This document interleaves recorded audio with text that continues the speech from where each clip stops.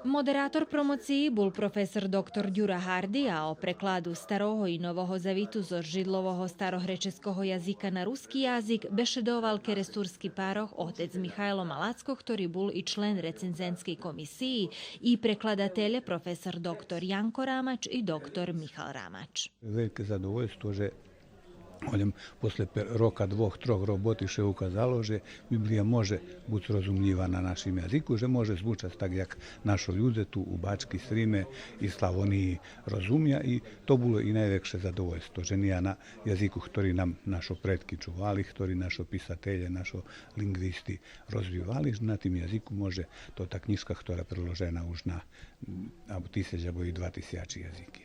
Ja predlužil, prekladal rukami i ja ne znam, že jak to bilo, že prosto ne mogol som odustati od toho, bukvalno poviem.